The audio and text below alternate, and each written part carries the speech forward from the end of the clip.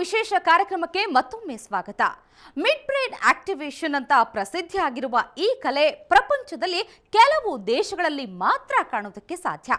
ಈಗ ಕರ್ನಾಟಕದ ಮೂಲಕ ಭಾರತಕ್ಕೆ ಪರಿಚಯವಾಗುತ್ತಿರುವ ಈ ಕಲೆಯ ಮತ್ತಷ್ಟು ಅಚ್ಚರಿಗಳನ್ನು ನೀವೇ ನೋಡಿ.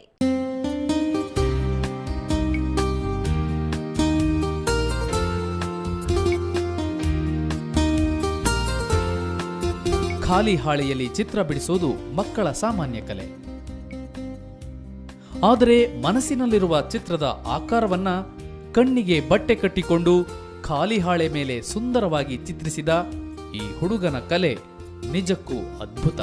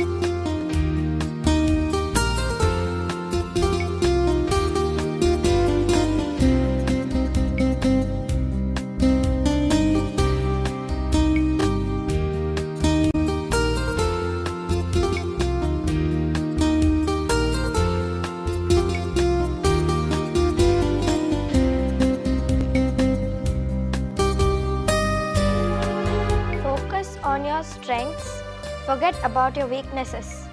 Another way to improve is to focus on your strengths. Not everybody knows this little key to success. In a recent survey, over half the respondents said it was more important to work on their weaknesses than their strengths. When I read that, I thought, gee, that's interesting, because when I ask successful people the same question, they consistently say to go with your strengths and forget about your weaknesses. BCE President Gian Monti told me focus on the things you do well. If you're good at computers and not football, don't try to be a football player, and don't be afraid to say you are weak in some areas. So don't go down a rat hole trying to do something you know you won't be able to do very well. ಈ ಕಲೆ ಕರಗತ ಮಾಡಿಕೊಂಡ ಮಕ್ಕಳು ಕಣ್ಣಿಗೆ ಬಟ್ಟೆ ಕಟ್ಟಿಕೊಂಡು ಓದಲು ಹೇಗೆ ಸಾಧ್ಯ ಎಂಬ ಪ್ರಶ್ನೆಗೆ ಎ ಸಂಸ್ಥೆಯ ಮುಖ್ಯಸ್ಥ ಬಾಲು ಅವರು ವಿವರಿಸಿದ್ದು ಹೀಗೆ.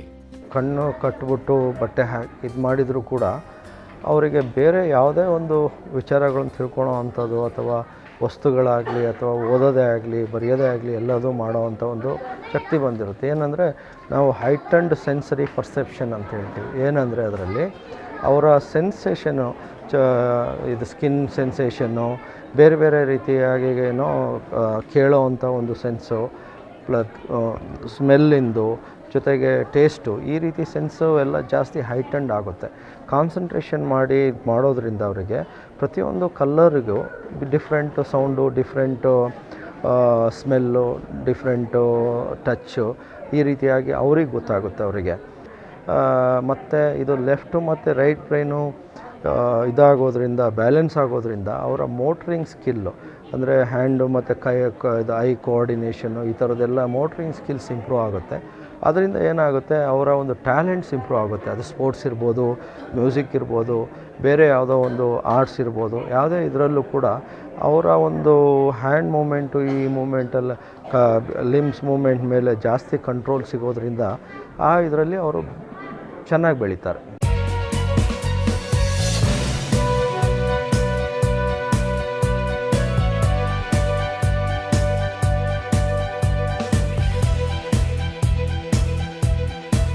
ಈ ಕಲೆ ಬಗ್ಗೆ ಆಸಕ್ತಿ ಇಟ್ಟುಕೊಂಡ ಇವರು ಮೊದಲು ತಮ್ಮ ಮಗಳಿಗೆ ಈ ಕಲೆಯ ಅಭ್ಯಾಸಕ್ಕೆ ಕಳುಹಿಸಿದರು. ನಂತರ ಅವರು ತಮ್ಮ ಮಗಳಲ್ಲಿ ಕಂಡ ಬದಲಾವಣೆಗಳೇನು ಅನ್ನೋದನ್ನ ನೀವೇ ಕೇಳಿ. ಮೊದಲನೇದಾಗಿ ನೋಡಿದ್ದು ಚಾಲೆಂಜು ಅಂದರೆ ಅವಳ ಒಂದು ಸೆಲ್ಫ್ ಕಾನ್ಫಿಡೆನ್ಸ್, ಆತ್ಮವಿಶ್ವಾಸ ಸ್ವಲ್ಪ ಕಡಿಮೆ ಇತ್ತು. ಬೇರೆಯವ್ರೊಡನೆ ಬೆರೆಯೋ ಅಂಥದ್ದೆಲ್ಲ ಒಂದು ಸ್ವಲ್ಪ ಕಡಿಮೆ ಇತ್ತು. ಅದರಲ್ಲೂ ಯಾರಾದರೂ ನಮ್ಮ ಮನೆಗೆ ಬಂದರೆ ಅವ್ರ ಜೊತೆ ಮಾತಾಡೋಕ್ಕೆ ಭಾಳಷ್ಟು ಟೈಮ್ ತೊಗೊತಿದ್ದು. ಒಂದು ಸರಿ ಇದಾಗಿ ಅಡ್ಜಸ್ಟ್ ಆಗಿ ಒಂದು ಲೆವೆಲಿಗೆ ಬಂದಮೇಲೆ ಆಮೇಲೆ ಮಾತಾಡಲಿಕ್ಕೆ ಇದ್ದಿತ್ತು. ಸೊ ಈ ರೀತಿಯಾಗಿ ಕೆಲವು ಅವಳಲ್ಲಿ ಚಾಲೆಂಜು, ಕೀಳರಿಮೆಗಳು ನೋಡಿದ್ದೆ.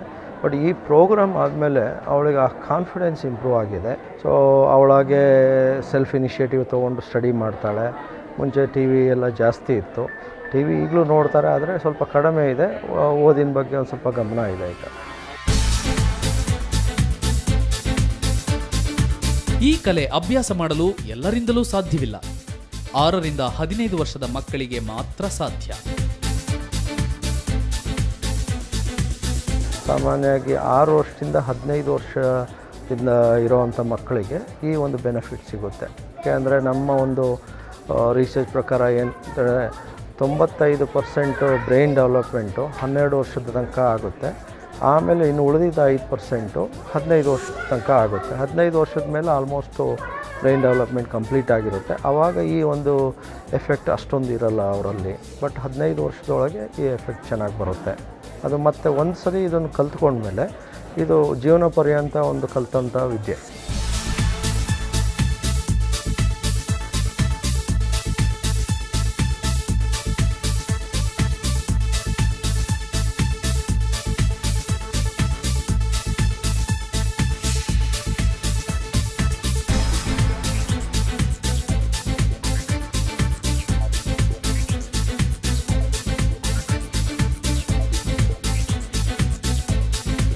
ಈಗಿನ ಸ್ಪರ್ಧಾತ್ಮಕ ಪ್ರಪಂಚದಲ್ಲಿ ನಿಮ್ಮ ಮಕ್ಕಳು ಸ್ಪರ್ಧಿಗಳಾಗಬೇಕು ಅಂದ್ರೆ ಬರೀ ವಿದ್ಯಾವಂತರಾದ್ರೆ ಮಾತ್ರ ಸಾಧ್ಯ ಇಲ್ಲ.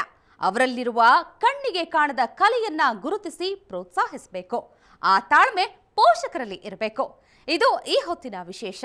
ಕ್ಷಣ ಕ್ಷಣದ ಸುದ್ದಿಗಾಗಿ ನೋಡ್ತಾ ಇರಿ ಸುವರ್ಣ ಸುದ್ದಿವಾಹಿನಿ.